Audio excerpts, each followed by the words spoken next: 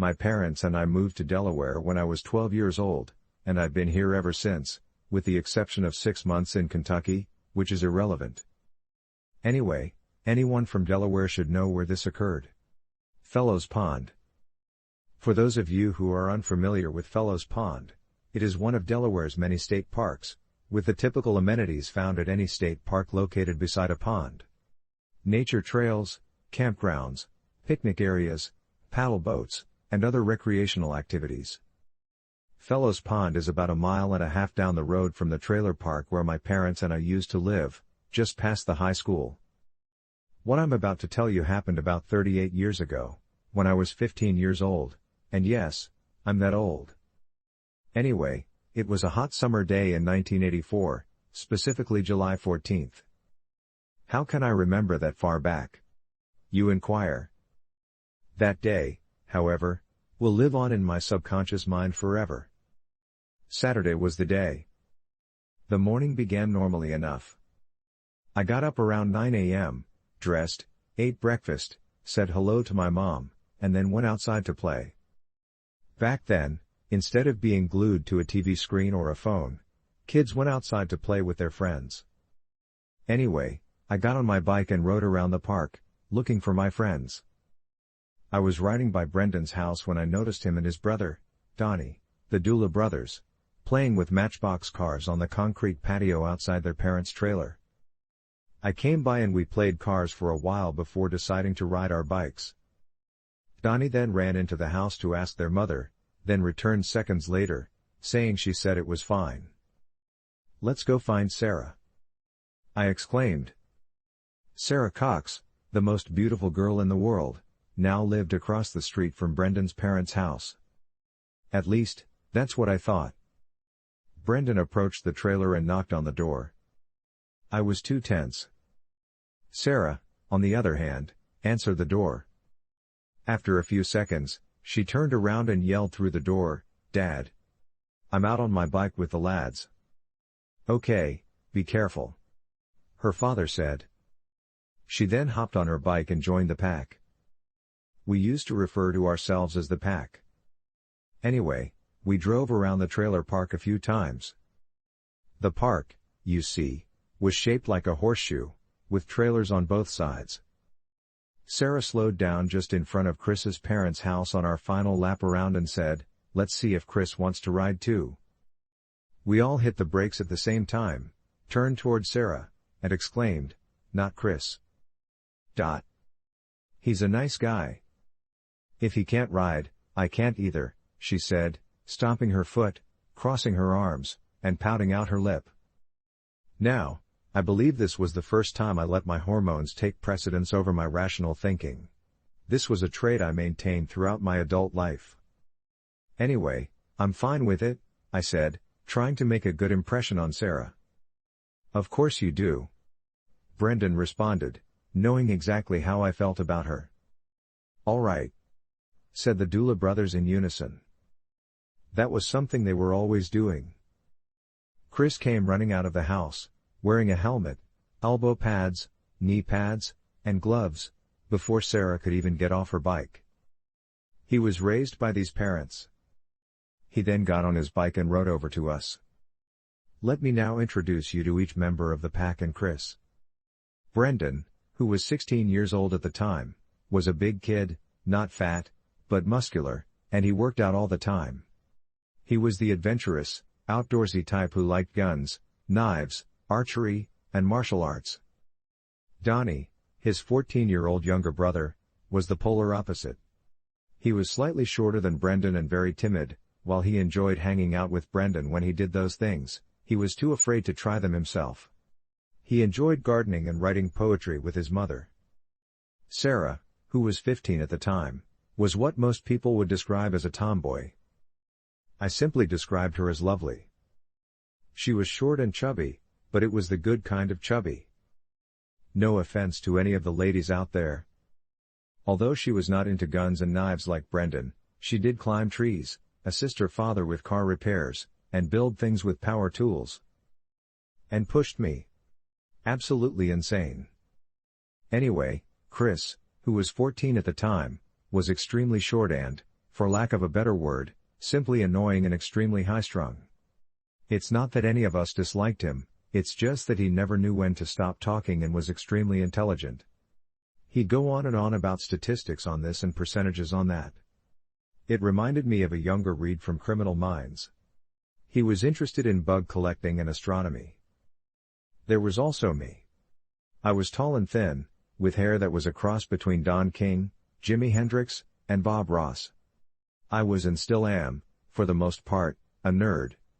Thick black glasses, awkward, unattractive, and clumsy, completely obsessed with Sarah, writing song lyrics, and listening to heavy metal music. You know who I'm talking about. In any case, hey guys. Let's go down to Fellows Pond and ride the paddle boats. My mom said it was fine as long as I accompanied someone, and you're all someone, right? I can look for bugs, and you can do your thing. What do you think? Want to go? Do ya? Do ya? Huh? Chris spoke quickly and in a high-pitched, nasal tone. My God. Chris. Please. Quit talking, Brendan stated angrily. Okay. Sorry. What do you think? He expressed concern. We all nodded in agreement. We have to ask first. Sarah explained. Okay. Please notify your parents, and we will meet at the bus stop, Brendan said, as if he was the boss. We all did it and returned to the designated area. Everyone was free to leave. Let me tell you what you all want to know now that the introductions and setups are complete. We had to ride on the road now to get to Fellows Pond. This was before they installed the bike path. Anyway, Brendan was first, followed by Chris, Donnie, Sarah, and me. The view was breathtaking. Anyway, we arrived at the high school, which was roughly halfway between the trailer park and Fellows Pond, when Chris exclaimed, "Come on guys. I have a shortcut," and then turned right into the high school entrance. As Brendan turned around and did the same, we followed. We rode past the pool, through the student parking lot, to the football field, past the farthest goal post, and into the woods behind the school. Chris then came to a halt, got off his bike, and sat it down. We all did the same thing as we arrived. Come on, Chris said as he walked into the woods. Wait a second. Where are we going? Brendan inquired. Chris came to a halt. We go through these trees until we come to a fence, then we go over the fence, walk about 50 yards, and we're at the campgrounds, then the picnic area, and then the paddle boats, Chris explained. How do you know that? Donnie inquired. Yeah. We all said at the same time. Oh. My parents rented a cabin for the weekend about 6 months ago, and I got lost. I went off behind the cabin, found the fence, climbed over it, walked a little further, and came to this. When I returned an hour later and told my parents what had happened, my father whipped my buttocks. Chris exclaimed, "Let's go." I couldn't sit down all day. I'm up for it. Sarah explained. Me too. I explained. I didn't want to go, but I didn't want to appear a wuss to Sarah. 2. Hormones. 0.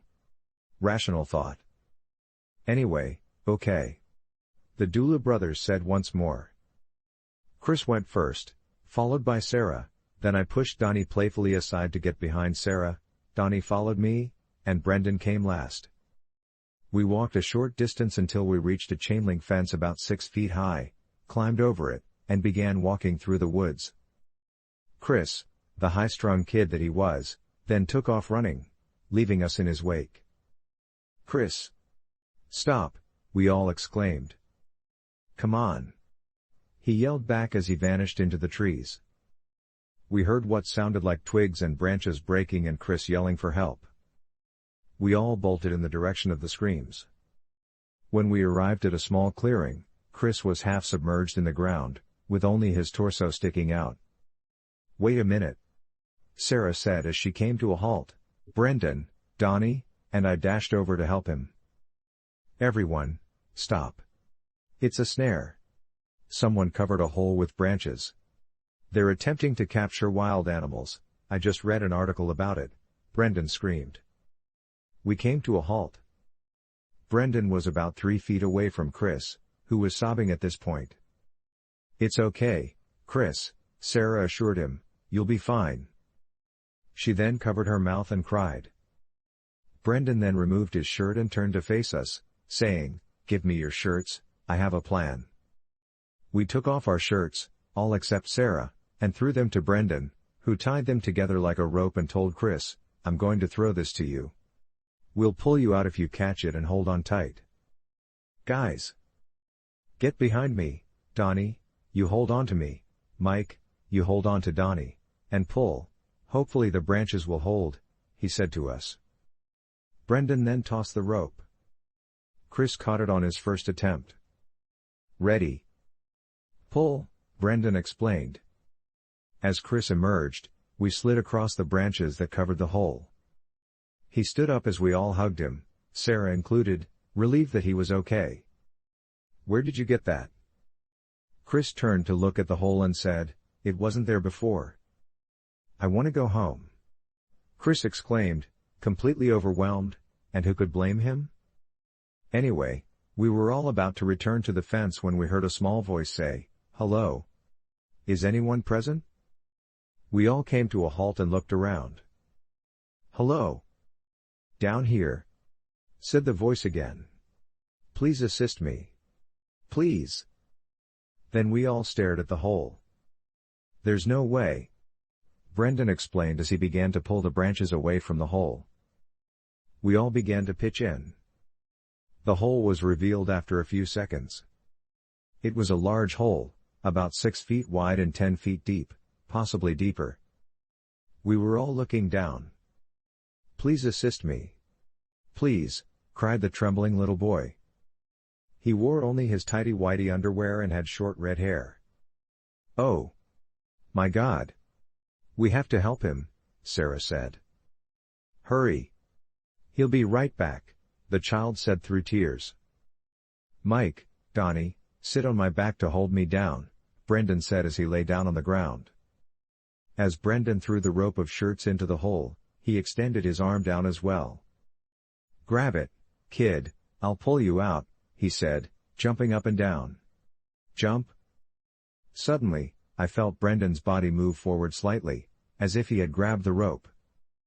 Brendan then started pulling on the rope until we could see the top of the child's head emerge from the hole. I reached out a hand to him, and he grabbed it, climbing over Brendan and out of the hole. He collapsed to the ground, shivering and sobbing.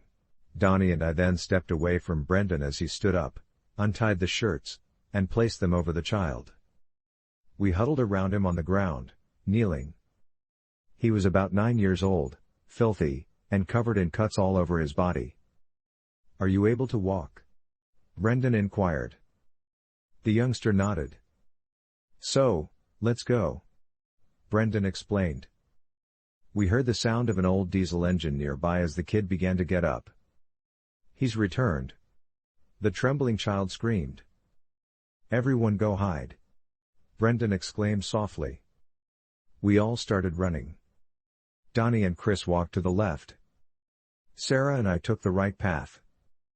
Brendan and the child also turned left. Sarah and I dashed about 10 feet before hiding behind a large tree stump. I would have been the happiest kid in the world under different circumstances, but not now. I was terrified to death. As it idled nearby, the diesel engine roared on. Sarah then grabbed my hand. I fixed my gaze on her. I'm terrified, she said, her eyes welling up with tears. Me too. We'll be fine, I replied, squeezing her hand. We suddenly heard the loud cracking sound of twigs and branches being broken as a result of something heavy stepping on them. When I turned around, there was this monstrous man walking through the woods, holding a large knife in one hand and a live chicken in the other. He was grasping the chicken's legs. He was a large behemoth of a man, about 7 feet tall, incredibly fat, and walked with a grunt. His face was wrinkled and aged. He was dressed in old army boots, dingy blue mechanic's coveralls, and a red hat. His hair was gray and long. "It's dinner time, boy," he said in a deep wheezy voice, raising the chicken in front of him and swinging the knife, severing its head. As the chicken's head fell to the ground, blood poured out of it and all over him. "The chicken is still alive." He walked right past Sarah and me. My nose was filled with the faint odors of motor oil, old dirt, and piss. As he approached the hole, he realized it had been uncovered, and his capture had vanished. He screamed like a maniac, raised the knife to the sky, tossed the chicken into the hole, and ran through the woods, screaming, grunting, and wheezing. Donnie and Chris emerged from the woods shortly after. "Guys! Where have you gone?" Donnie inquired, loudly but quietly. Sarah and I then dashed over to them. "What happened to Brendan and that kid?" Sarah inquired, wiping her tears. "I'm not sure," Donnie responded. "Brendan!" We all burst out laughing. In retrospect, that was not a wise decision. While we were yelling for Brendan and looking around, the piss-smelling, chicken-killing mechanic from hell emerged from the woods, about a foot from the hole behind him. He laughed sinisterly and coughed repeatedly afterward, as if he'd been smoking for 50 years. "I had one little piggy, and now I have 4 little piggies, and what a pretty piggy you are," he said, his voice shaky, staring at Sarah. "Come here, piggy, piggy," he said as he raised the knife and approached us. Chris yelled. "What exactly do you want?" I yelled as I took a step in front of the 3 of them. "Aren't you the brave little piggy?" he exclaimed, laughing again. "What the fuck are you looking for?" I yelled at him. "I'm after the boy. Bring him to me, and I might let you live." "Now, where is he?" he asked. "Right now." "Asshole, asshole." Brendan yelled as he emerged from the woods and swung a massive tree limb directly at the psycho's head. The limb smacked him in the face, knocking him back. He was perched on the ledge of the hole. Brendan then executed a spinning heel kick, striking him in the chest and knocking him backwards into the hole. Soon after, a loud thud was heard, followed by the most sickening, guttural scream that still haunts me to this day. "It's the truck. Let's get started," Brendan yelled as we all dashed toward the campgrounds. We arrived to find a battered, filthy Ford F-350 with Massachusetts plates and the engine running. "You come with me, kid. Get in the back, you 4, Brendan exclaimed. As Brendan and the kid got into the cab, we did. "Wait a minute," he yelled as he shifted into drive and flew out of there like a bat out of hell. Dust, dirt, and rocks were flying around everywhere. We took the path leading to the main road. Brendan then came to a complete stop, yelled out the window, hit the gas, turned left, and made his way to the police station. We all walked in together. Brendan informed the lady behind the desk of what had occurred. They took the kid in the back right away, and we never saw him again. They also seized the truck. We were told to wait in the sitting area after giving her our names, addresses, and phone numbers. After a few moments, 2 police officers emerged and led Sarah, Donnie, and Chris to the back. They returned to the sitting area about 30 minutes later, then escorted Brendan and I to separate interrogation rooms in the back. This is the story I told them. We returned to the sitting area, where our parents greeted us.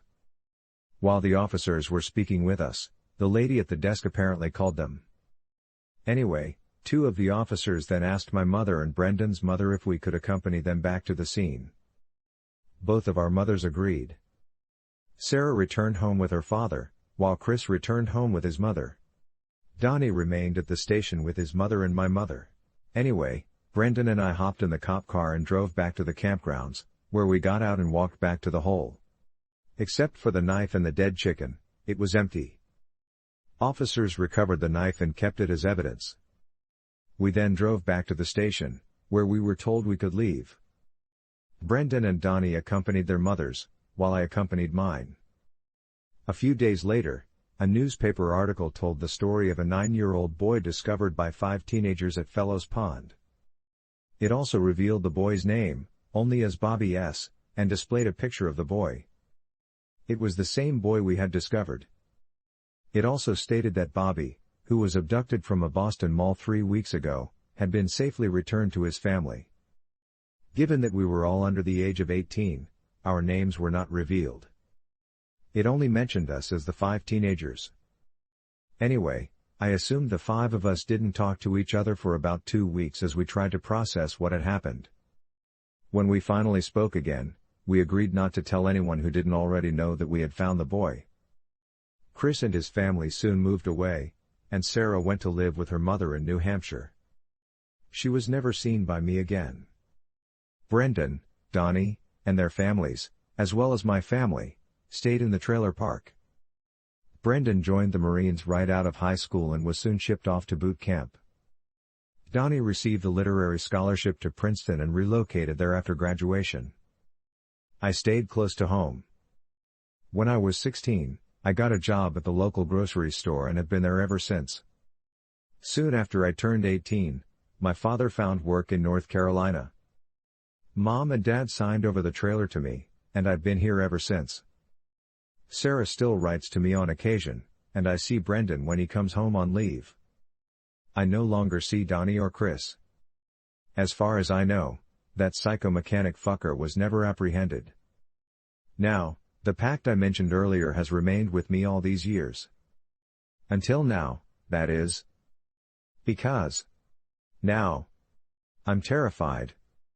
When I got home from work today, I discovered a dark blue Continental 10-speed bike with the initials MPZ scratched into the frame, just below the seat, leaning up against my front door. The same bike I'd abandoned at the edge of the woods. It was 38 years ago.